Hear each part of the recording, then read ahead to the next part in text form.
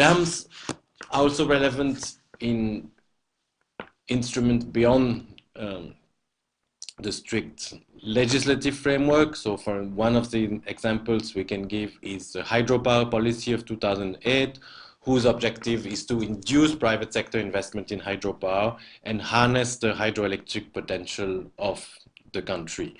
So hydropower is necessarily linked to the building of dams. The hydropower policy itself is not concerned with dam, but one of the outputs, the potential outputs of dams. That also confirms that over time, hydropower did become a more important rationale for dam building compared to the irrigation rationale. More recently, following various controversies and concerns, in 2010, a dam safety bill was drafted. That's a key proposed piece of legislation in terms of ensuring that the infrastructure which is in place is safe to be used and that there is a regulatory framework for the same. That bill lapsed in the last parliament, but there are new measures or similar measures being considered by the present government. This is definitely something that will come back and that will most probably be considered in one form or another at some point. Finally, there are also acts which are essentially linked to dams, even though they have nothing to do with dams per se. One of them is the regulatory framework concerning land acquisition.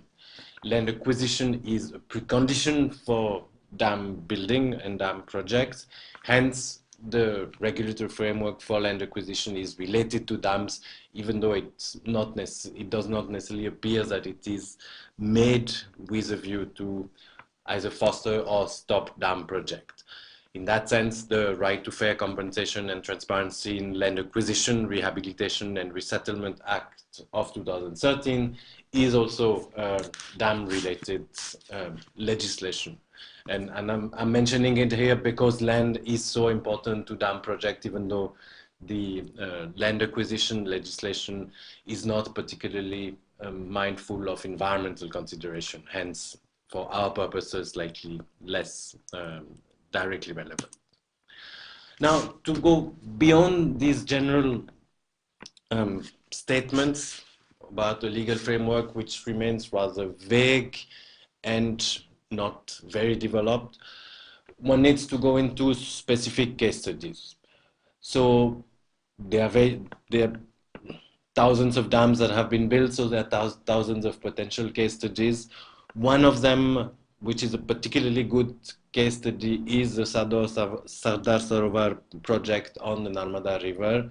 And the reason why it's a particularly good case study here is because there's been an engagement with the legal framework, in particular through the courts, but not only, for several decades, that has contributed to the development and our understanding of what the legal framework is concerning dams. The Sardar Sarovar project is one of 30 big dams planned on the Narmada River, and part of a much bigger scheme of building thousands of dams on the river. It's a multi-purpose dam that was conceived, first of all, to provide irrigation benefits to the state of Gujarat, but progressively, since it's a project that's been in the process of being built since the 1960s, an additional basic rationale of providing drinking water was also added. Beyond that, there is a hydropower component, which is supposed to be the benefits that the two states of Madhya Pradesh and Maharashtra, who only get submergence out of the dam, that's a benefit they're supposed to get in return for providing some land to be submerged by the dam. The planned benefits of the dams include a distribution network system of 75,000 kilometers, provision of drinking water to 9,633 villages and 131 towns. And in addition, in terms of hydropower, peak production of 1,450 megawatt of electricity. The Other side of the project is the, the impact that it is likely to have once it is fully constructed. That includes displacement, so that comes before the environmental impact, because in human terms it's more important. Displacement from of which is estimates are between 40,827 families. That's the estimate that the Supreme Court gave in 2000. In other words, around 2 lakh people, with other estimates going up to 5 lakh people being displaced. In any case, a very large number. So displacement is a key issue, but displacement is not specifically an environmental issue, even though it has environmental components, so that's not the focus of this unit. One of the important aspects in one of the important impact of the Sardar Sarovar project is its environmental dimension. Hence, in terms of legal issues, one of the important aspects of the project is its environmental clearance. Since, again, as I mentioned earlier, environmental impact assessment has been, from the 1917 onwards, the main point of contact between environmental concerns and dam building.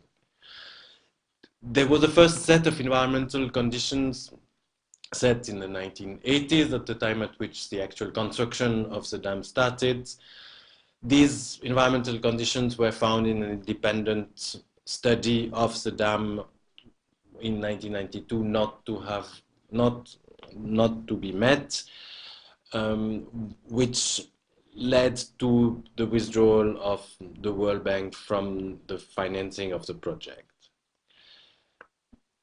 Later on, environmental clearance became itself an object of much debate in legal terms, and was the second main issue that was debated in the main Supreme Court judgment of 2000 on the Sardar Sarovar project, but besides displacement.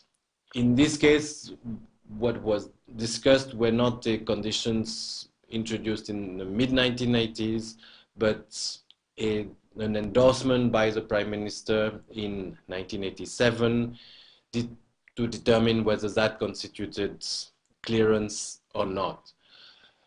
What is interesting is that this clearance was undertaken before the formal adoption of the environmental impact assessment notification in 1994. So there was a discussion around what this clearance meant in a context where the regulatory framework was not yet fully developed. Beyond this, the 2000 judgment did not go as far as providing a framework within which the dam should be assessed under the EIA notification of 1994. That's a key aspect in a context where the notification itself provided that any project that had not been completed within 5 years of the clearance having been given would require new clearance. Now, what is it that we learned from the 2000 judgment in terms of the development of environmental regulation related to dams? First, the Supreme Court asserted at paragraph 278 of its judgment that the dam was ecology friendly because its contribution to climate change was negligible. So now that's important because until now, the debates we seem to have been discussing in both legal and policy terms were about the negative environmental consequences of dams. Here we move to a new era, which started more or less around the turn of the century in many parts of the world, where dams are now seen as having a positive environmental image because the form of energy they provide, namely hydropower, is seen as being positive from a climate change perspective because there is no emission of CO2 gases linked to the dam itself, linked to linked to the production of hydropower.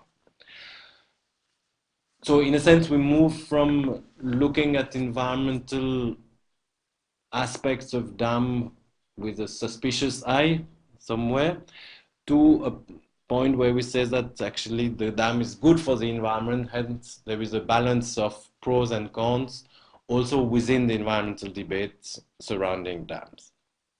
Second lesson from the judgment, from the 2000 judgment, is that the court tells us that the dam is linked with the realization of the fundamental right to water. So it's important because the dams is then seen as an instrument that contributes to the realization of fundamental rights. But what needs further discussion is that it talks only about the fundamental right to water of people benefiting from the dam. It does not link that with either fundamental right to environment or other fundamental rights that may be affected by the dams. So it's important because the judgment realizes that there is a link between dams and fundamental rights, but there is a limited framework within which that is done. Now, a third lesson that we learn from the judgment is that the court tells us that, that's paragraph 265, that large-scale river valley projects per se all over the country have made India more than self-sufficient in food. That again is important from an environmental point of view because the dam is justified as providing a climate-friendly source of energy and, in a sense, contributing to food security. This seems to provide the basis for not necessarily balancing that, again, the impacts on the river, both upstream and downstream, the impact on the catchment area, and the impact in the command area. So there are new environmental dimensions that are added within a context of food security, which remains the primary rationale for dams, but the broader environmental context, which is by now well understood, is not fully taken into account. What is it that we learn from the existing legal framework and the case studies we have where the framework is applied? We understand from the early phases of the development of the legal framework, the environment-related legal frameworks, that dams may cause significant environmental harm, and that needs to be taken into account in the development of dam project. Yet, despite this early recognition, what we see over the past few decades is that the legal framework has not been particularly strengthened. In fact, again, when we look at environmental impact assessment, there seems to have been some sort of a peak in the mid-1990s, and we have not managed to go beyond what was achieved in the 1990s. Now, does that mean that we don't need a stronger environmental law framework today? Maybe because we have moved away from dams being built in the process of modernization and development. Well, that does not seem to be the case because there is, for instance, a proposed interlinking of river scheme, which would see the building of many more dams to provide the links between the rivers. And in that context, a strong environmental regulatory framework does seem to be needed. What is it that we have overall? Well, we have the law, the existing law provides a number of entry points to address the environmental impacts of dams, but much more needs to be done in terms of strengthening the legal framework and in terms of applying it in a broad and comprehensive manner that takes into account all the various elements that need to be taken into account. Thank you very much.